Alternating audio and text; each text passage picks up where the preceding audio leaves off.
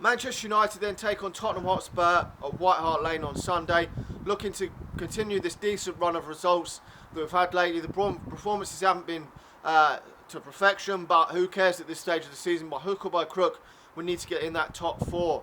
Tottenham, on the other hand, are trying to get in with a chance of winning the Premier League title. They slipped up and drew 1-1 away at Anfield last weekend, so they've really got to try and get back to winning ways.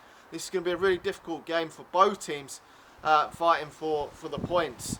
Manchester United, though, go into this in confident mood after them victories in two difficult games, and I wouldn't expect too many changes to happen in this game.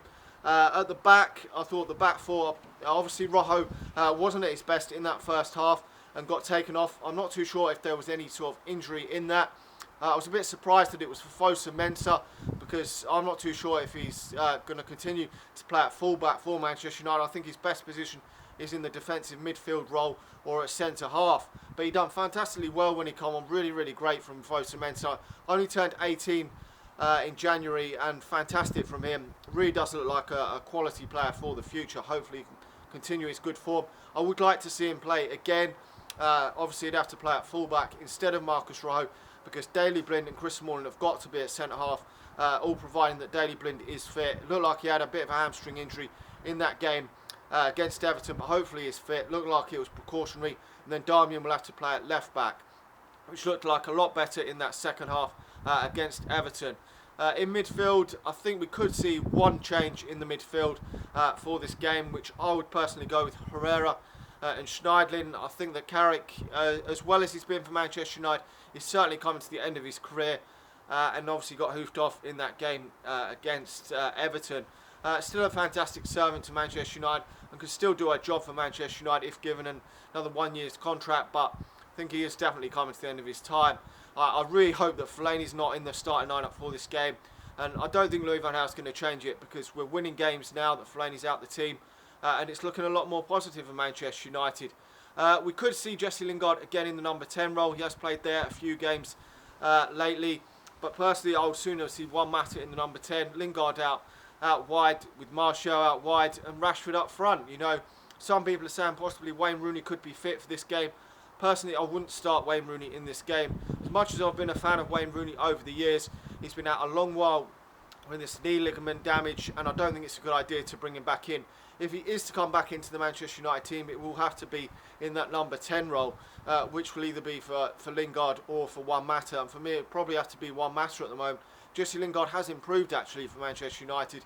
I'm still sceptical of whether he can be a first-team regular over the next year or two, if he can take that real step up and be a world-class player. But I still think he can be a very, very good, useful squad player for Manchester United. Rashford, again, worked his socks off in that game against Everton. Thought he was very, very good. Martial obviously getting the goal. Hopefully he can continue. He's starting to add a lot more goals to his game recently. He's not going many games without a goal now. There was a period midway through the season where he only got about one goal in about 15, 16 games. But he seems to not be going on many goal droughts lately. He's getting a lot more consistent with his goal scoring, which is what we need from Martial to come, especially with next season on the horizon. He's got to start getting more consistent if he's to get into that striker position and hopefully hit the 20-25 goal season goals for Manchester United in the coming years. Now, Tottenham obviously have got some fantastic players and could cause Manchester United a lot of problems. Their main three up front, Dele Alli, been fantastic for Tottenham this season. Probably going to be PFA Young Player of the Year.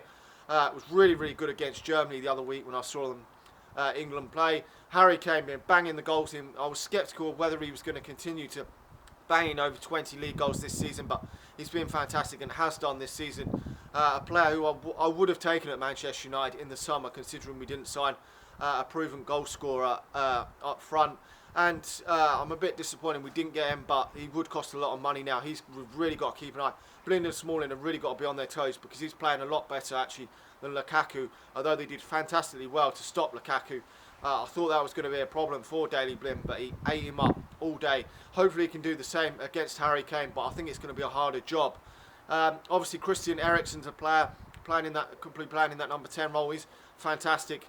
Can cause all sorts of problems, can score a goal, can score a free kick as well, so we've really got to stop him. Got some other fantastic players in the team that I like. That Danny Rose, the back, he's a fantastic player, I think, and going forward as well. I saw him play for England and done a decent job at the back, so he's a decent player there. Obviously they've got some other players as well that can cause Manchester United all sorts of problems. Lamella on his day can cause Manchester United all sorts of problems as well. We've got some really good young players in there. Eric Dyer is a really fantastic player in that midfield and scored that crucial goal for England in Germany to beat Germany.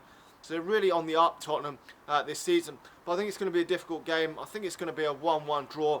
I don't think Manchester United are actually going to lose, hopefully not anyway, going to lose the game, but I'm not too sure we can go there and get a victory because it is away at Tottenham. But I would probably take a 1-1 draw if given it now. It would probably open the gap up with Manchester City, but Manchester City have still got a couple of tricky away games and one tricky game away at Arsenal still to come, and that Chelsea one. So all will still not be lost if we do draw the game. You never know, Manchester City might not even win their game anyway. Anyway, make sure to like the video, subscribe to the channel if you're new, and I'll talk to you all again soon. See ya.